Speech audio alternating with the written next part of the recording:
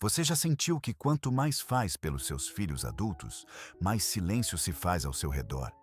É um paradoxo silencioso da vida familiar na Europa.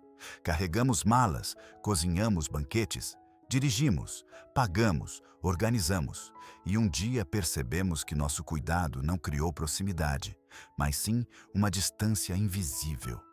Nos rostos não vemos despretensão, mas hábito. Um simpático obrigado ainda virá, pensamos, talvez amanhã.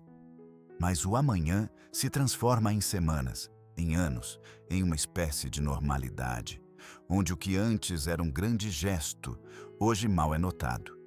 Ao mesmo tempo, nos perguntamos se nos tornamos duros ao admitir isso. Somos egoístas se desejamos que alguém note o quanto nos esforçamos. Nesta série, falamos sobre um caminho que é imediatamente aplicável. Sem conferências familiares dramáticas, sem acusações, sem palavras ásperas. Um caminho que consiste em pequenas e consistentes decisões que despertam respeito, possibilitam a proximidade e, acima de tudo, devolvem sua paz interior. Não se trata de amar menos, trata-se de amar de forma diferente, mais consciente, mais clara, com limites que não separam, mas sustentam, com palavras que não controlam, mas convidam, com gestos que não obrigam, mas valorizam, e com uma autoestima que não precisa mais se exaurir a serviço do outro para ser vista. Talvez você se reconheça em uma cena. Feriados, casa cheia, você está de pé na cozinha desde o amanhecer, e quando o último prato é lavado, o último trem já partiu. Ou no dia a dia, um telefonema espontâneo perguntando se você poderia dar uma ajuda, só um pouco, como sempre. Você aceita, como sempre. No caminho para casa, aquela pequena pontada te acompanha. Não é amarga, mas persistente. Por que dar às vezes parece tão vazio? Por que surge em nós um cansaço, mesmo fazendo exatamente o que nos foi ensinado como virtude a vida inteira? A resposta é incômoda e libertadora ao mesmo tempo. Amor sem limites perde a forma. Ele flui por todas as frestas, mistura responsabilidades, encobre a autonomia e acaba se tornando invisível. O que temos de boas intenções, às vezes, chega como controle. O que planejamos como ajuda, o outro experimenta como um sinal de que não consegue sozinho. E assim, surgem padrões que ninguém escolheu conscientemente. Nós damos para gerar proximidade. O outro aceita para evitar conflitos. Ambos sentem uma leve estranheza. Essa dinâmica não é destino. Ela pode ser mudada. Nas próximas partes, apresentaremos 3 princípios que podem ter efeito imediato. Primeiro, não dar sem ser solicitado. Segundo, estabelecer limites de forma gentil e clara. Terceiro, cuidar visivelmente da própria vida. Além disso, você ouvirá uma história europeia do cotidiano de antes-depois. Considerará as consequências psicológicas de continuar agindo erradamente certo e receberá uma rotina simples de 24/72 horas, que poderá experimentar ainda esta semana.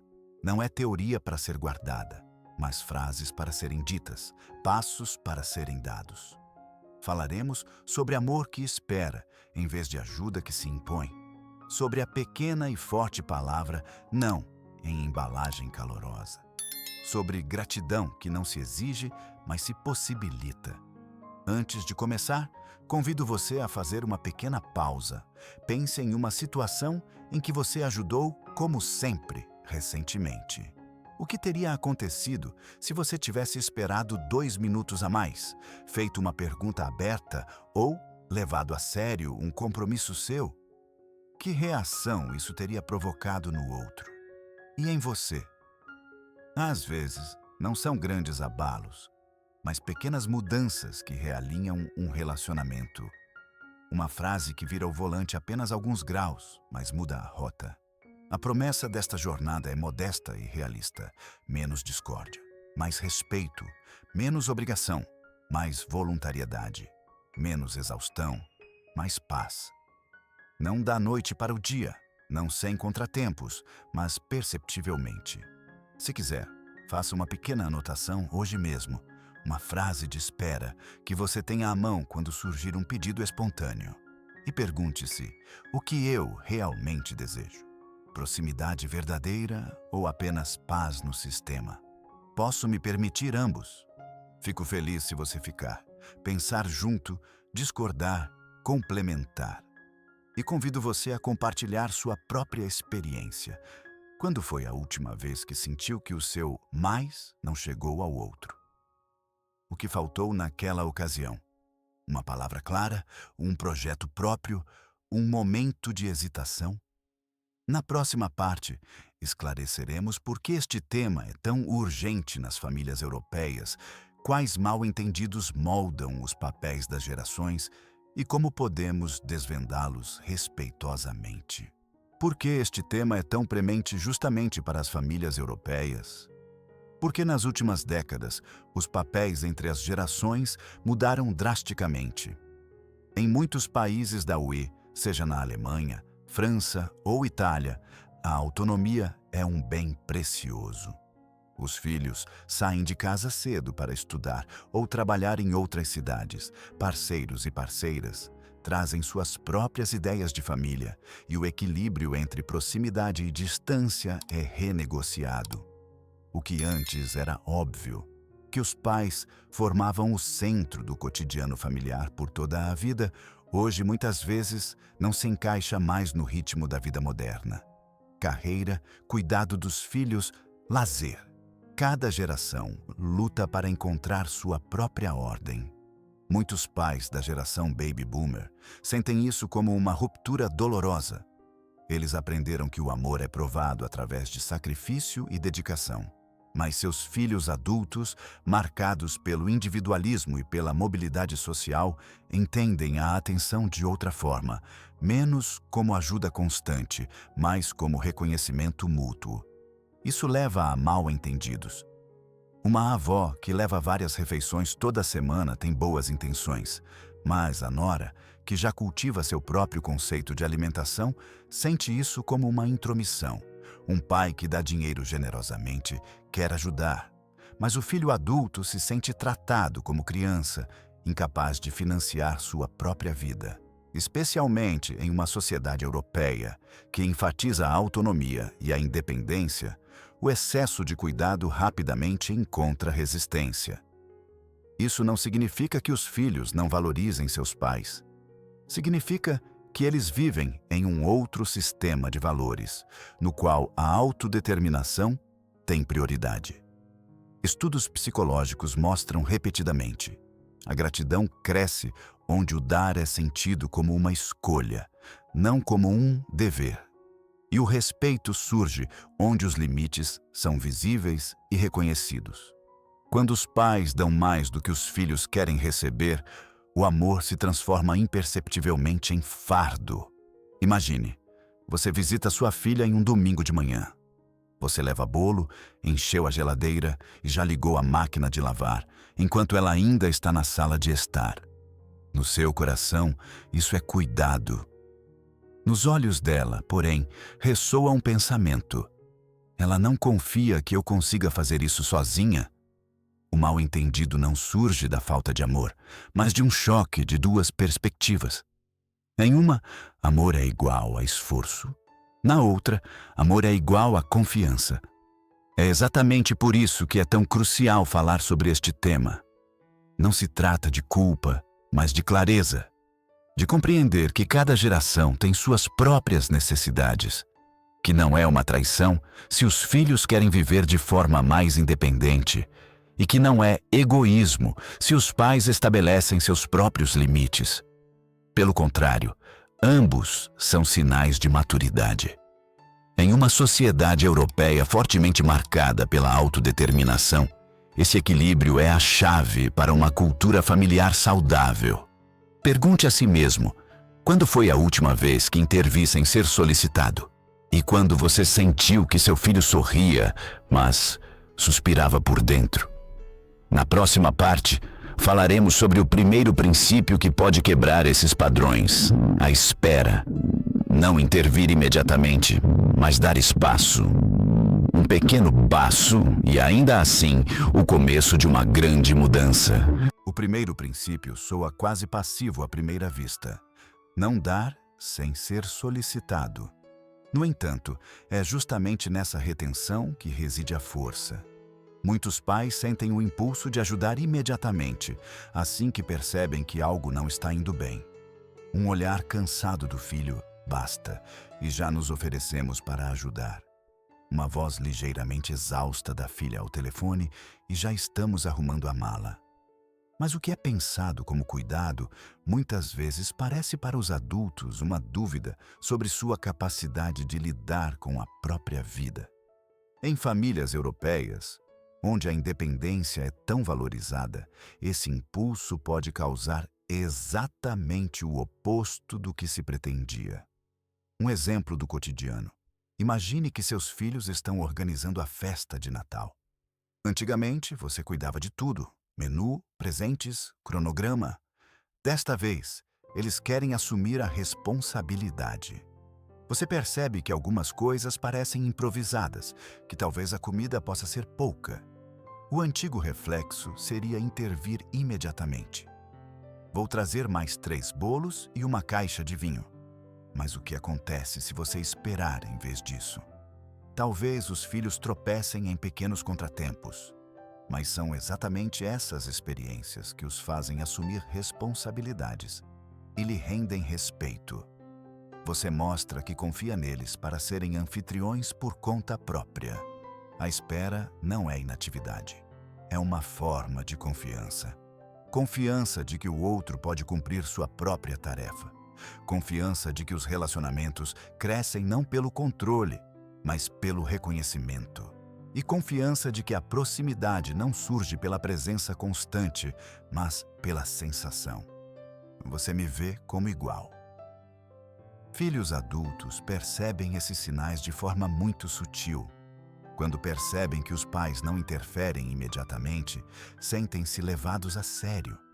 Muitas vezes, é exatamente isso que os leva a procurar os pais por conta própria, a pedir conselhos ou a solicitar apoio.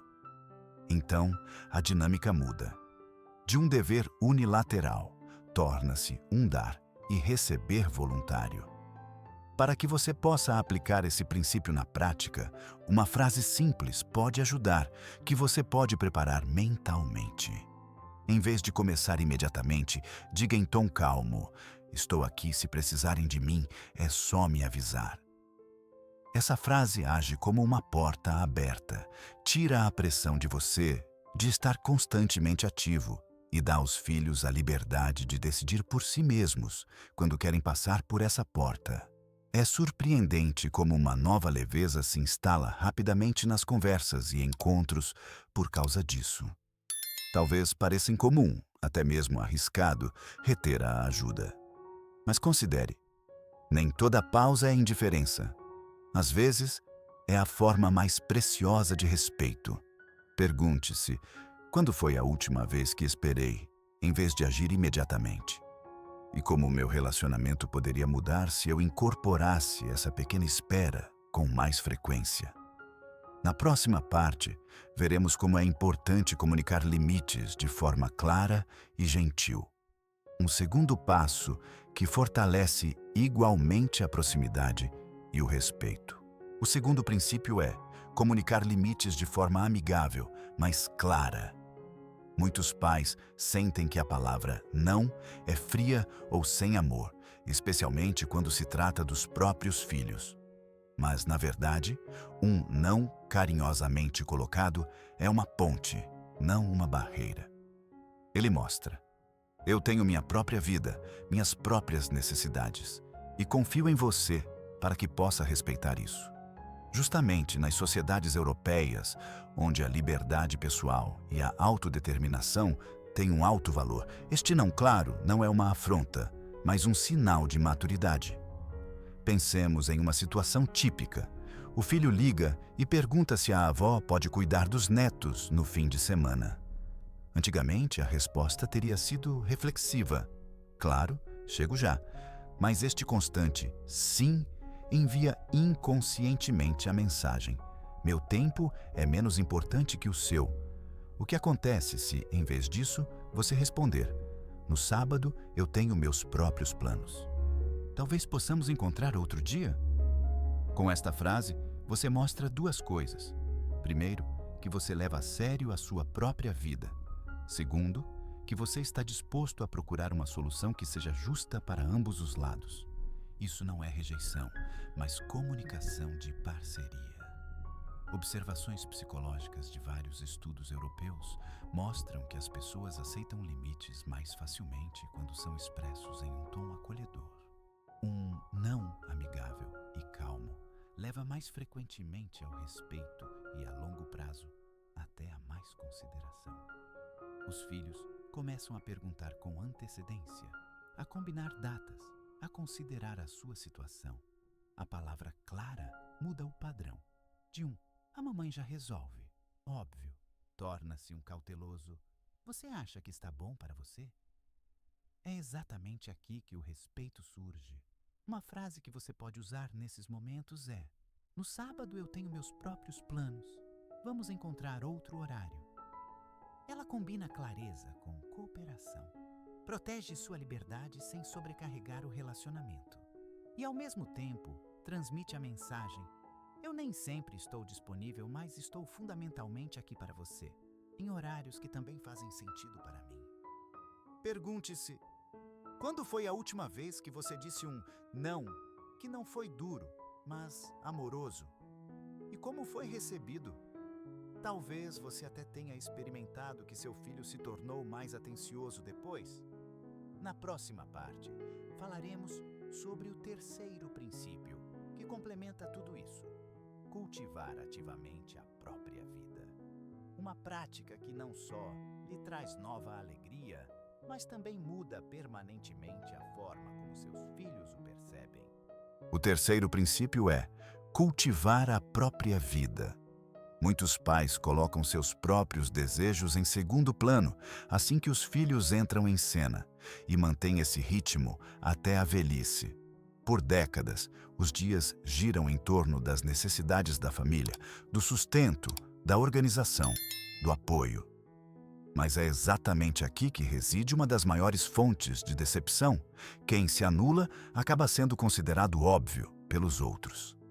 Uma vida autodeterminada, por outro lado, sinaliza: meu tempo é valioso, meus interesses contam, e eu sinto prazer em coisas que me pertencem exclusivamente.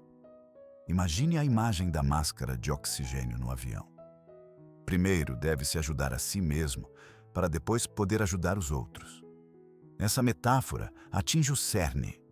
Quem cultiva suas próprias fontes de energia, seja pintura, jardinagem, música ou encontros com velhos amigos, parece vivo, realizado, interessante. E é exatamente isso que muda a percepção dos filhos. De repente, eles não veem apenas a mãe que ajuda ou o pai que resolve, mas uma personalidade autônoma que merece respeito. Em vez de presumir silenciosamente que você dará tudo, eles começam a perguntar: mãe, como foi seu curso? Ou pai, o que você viveu hoje? Um exemplo do cotidiano europeu. Uma mulher no início dos 70 anos, após décadas sem tempo livre, matriculou-se num curso de aquarela no centro cultural local. No início, a família ficou irritada. Por que ela investiria tempo e dinheiro em algo assim? Mas logo o clima mudou. Os netos pediam para ela pintar pequenos quadros, o genro emoldurou uma obra para seu escritório e a filha disse: espero ser tão ativa quanto você na sua idade. O que começou como um prazer privado tornou-se motivo de reconhecimento e orgulho para toda a família. Para que você possa aplicar este princípio na prática, basta uma frase curta e clara. Se seus filhos perguntarem: você pode vir na quarta-feira? Responda com confiança: quarta-feira é o meu dia de pintar. Depois, terei prazer em falar por telefone. Esta frase é amigável, mas envia um sinal. Sua vida é rica e autônoma. E é exatamente essa atitude que desperta respeito. Pergunte a si mesmo: Que atividade eu tenho em mente há muito tempo, mas sempre adiei? Que paixão espera para ser redescoberta? E como minha família reagiria se percebesse que minha vida não consiste apenas em ajudar, mas também em florescer? Na próxima parte, vamos analisar uma história que mostra como a dinâmica pode mudar drasticamente quando os pais aplicam esses 3 princípios, um antes e depois que inspira coragem. Vamos agora considerar uma história que ilustra o quanto os relacionamentos podem mudar quando esses 3 princípios são aplicados. Uma mãe, no início dos seus 60 anos, vamos chamá-la de Senhora Ana, passou a vida inteira fazendo tudo pelos seus filhos. Ela organizava feriados sozinha, cozinhava para 20 pessoas sem ajuda, até mesmo assumia pequenos reparos para que ninguém ficasse sobrecarregado. Para ela, isso era amor. No entanto, seus filhos adultos e seus parceiros acabaram sentindo-se sufocados. Por trás das portas fechadas, ela ouvia frases como: "A mamãe tem boas intenções, mas está virando demais para nós." Essas palavras a atingiram profundamente, pois ela só queria dar. Um dia, Ana decidiu mudar algo. Ela se lembrou do conselho de uma amiga: espere até que te peçam, diga não às vezes, e não se esqueça de viver a sua própria vida. Foi difícil para ela, mas ela começou. Quando a família planejou o próximo grande encontro no verão, ela não disse imediatamente: "Venham todos para minha casa, eu faço tudo como sempre." Em vez disso, perguntou calmamente: "Como vocês querem organizar desta vez?" Os filhos ficaram surpresos, até um pouco perdidos. Finalmente, a filha mais velha assumiu o planejamento.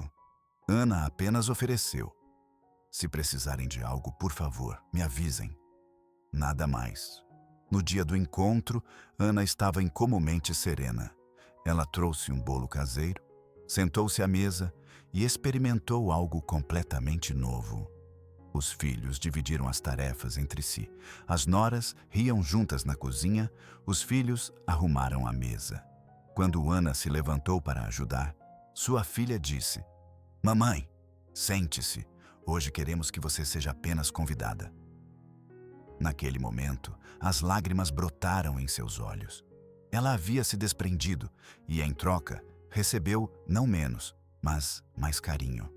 Após essa experiência, a dinâmica mudou permanentemente. Os filhos começaram a perguntar mais frequentemente como a mãe estava. Pequenas gentilezas, que antes pareciam óbvias, ganharam peso. Um telefonema, um convite, um pequeno gesto. Ana os percebia de forma mais consciente e os filhos os davam com alegria sincera.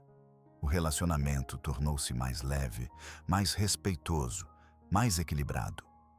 Ana mesma encontrou nova energia, entrou para um clube de leitura, começou a pintar novamente, e seus filhos ficaram maravilhados com essa nova faceta dela. De repente, dizia-se: "Nossa mãe está muito ativa, ela nos inspira."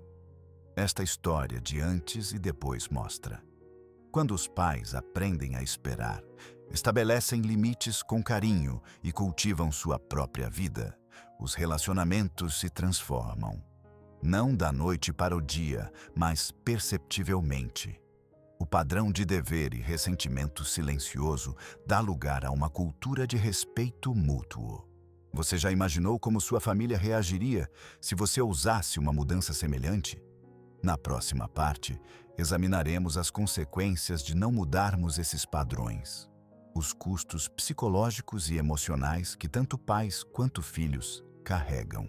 Mas o que acontece se não quebrarmos esses padrões? Se continuarmos dando tudo, sem sermos solicitados e esperando que a gratidão cresça por si só? Então o amor se transforma lentamente em um fardo para ambos os lados. Os pais se sentem cada vez mais explorados, mesmo que os filhos nunca tenham tido essa intenção. Um sentimento não expresso de decepção se espalha. Fiz tanto, e mesmo assim não sou visto. Ao mesmo tempo, os filhos adultos se sentem inconscientemente diminuídos. Eles ouvem por trás dos gestos a mensagem: "Você não consegue sozinho." E é exatamente esse sentimento que os impulsiona a buscar distância. A psicologia, nesse contexto, fala de adaptação hedônica. Quando uma ação é repetida constantemente, ela perde sua particularidade. Um banquete que impressiona profundamente uma vez por ano não parece mais especial se for servido todos os meses. Assim, o extraordinário se torna comum e o coração de quem dá começa a doer. Soma-se a isso outro mecanismo. O cuidado excessivo pode enfraquecer a autoeficácia dos filhos. Quando os pais assumem tudo, os filhos aprendem menos a encontrar suas próprias soluções. Eles caem em uma dependência silenciosa que, ao mesmo tempo, os envergonha. E da vergonha surge a defesa. Comentários como "isso não combina com o nosso estilo" ou "nós damos conta" são frequentemente reações de proteção. Para a experiência interna dos pais, esse padrão também tem consequências. Quem sempre se coloca em segundo plano corre o risco de perder a própria identidade. Em vez de ser percebido como uma pessoa autônoma, é reduzido a uma mão que a ajuda. Isso corrói a autoestima e, não raramente, leva a pensamentos amargos. Da decepção surge o ressentimento, do ressentimento, o silêncio, do silêncio, a solidão. E quanto mais tempo esse padrão persiste, mais difícil se torna encontrar uma saída. É como mobiliar uma casa com cada vez mais móveis. Chega um ponto em que não há mais espaço para respirar. Pergunte a si mesmo: eu realmente quero que meu relacionamento com meus filhos seja construído sobre esse fardo? Ou desejo uma conexão que viva do respeito e da reciprocidade? É exatamente disso que se trata. Quem não muda a dinâmica arrisca não apenas a própria satisfação, mas também a vivacidade da família. Pois o amor sem respeito é rapidamente ignorado. Na próxima parte, voltaremos aos passos concretos que você pode implementar nas próximas 24 a 72 horas para quebrar o padrão e criar nova clareza. Como você pode dar um primeiro passo muito concreto nos próximos dias? A teoria sozinha não muda um relacionamento, mas pequenas ações podem ter um efeito surpreendente. O primeiro passo é não dizer sim imediatamente. Se seu filho perguntar espontaneamente: "Você pode cuidar dos netos amanhã?" Então, respire fundo, conte mentalmente até 3 e responda: "Deixe-me verificar rapidamente se dá." Essa pequena pausa lhe dá tempo e sinaliza ao mesmo tempo: seu tempo é valioso. Você verifica conscientemente antes de dizer sim. O segundo passo: tornar visível um compromisso seu. Agende conscientemente uma atividade que seja só sua, seja uma caminhada, um curso ou um encontro com amigos. Se então vier um pedido, você pode dizer honestamente: "Já tenho algo para fazer." Mesmo que seja apenas uma caminhada, é o seu tempo e isso merece respeito. Terceiro, expressar uma mensagem "eu." Em vez de fazer acusações: "Vocês nunca pensam em mim." Formule seus sentimentos de forma clara e suave. "Fico feliz quando percebo que vocês valorizam conscientemente minha ajuda." Tais palavras abrem corações sem gerar sentimentos de culpa. Quarto, valorizar pequenos gestos. Se seu filho ligar ou sua filha trouxer um pão, pare por um momento e diga: "Obrigado. Isso significa muito para mim." Você verá como as crianças reagem surpresas e como essa gratidão cria uma nova cultura em sua família. E, finalmente, quinto, preparar uma frase de espera. Pode soar assim: "Estou aqui se precisarem de mim. É só me avisar." Essa frase tira a pressão e mostra ao mesmo tempo a disponibilidade. Ela evita que a ajuda pareça controle e dá aos seus filhos o espaço para pedirem apoio por conta própria. Esses 5 passos podem ser praticados nas próximas 24 a 72 horas, sem revirar sua vida. são pequenos o suficiente para serem viáveis e fortes o suficiente para enviar um sinal. Pergunte-se: qual desses passos posso experimentar hoje mesmo? Na próxima parte, resumiremos novamente os 3 pontos principais, de forma compacta, clara, para que você os tenha sempre à mão. Se condensarmos as experiências e princípios desta jornada, 3 mensagens claras permanecem. A primeira é: pare de dar sem ser solicitado. Amor não é igual à ação constante, mas também se manifesta em dar espaço ao outro. Ao esperar que um pedido seja feito, você transforma sua ajuda de uma obviedade em um presente que é conscientemente aceito. A segunda mensagem: estabeleça limites com calor. Um não, claro, em tom amigável, protege sua energia sem enfraquecer o vínculo. Ele lembra que os relacionamentos só são duradouros se ambos os lados reconhecerem suas necessidades. Neste não há ruptura, mas uma oferta de igualdade. A terceira mensagem: cuide da sua própria vida. Uma pessoa que cuida de si é respeitada pelos outros. Hobbies, encontros, pequenos rituais, tudo isso torna visível que sua existência é rica e autônoma. Essa autorrespeito atrai automaticamente respeito, inclusive dos próprios filhos.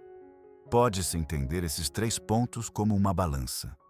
De um lado, o dar; do outro, o receber. Somente quando ambos os lados estão em equilíbrio, surgem respeito, gratidão e proximidade. Se um lado ficar muito pesado, a balança pende e o peso recai sobre o relacionamento.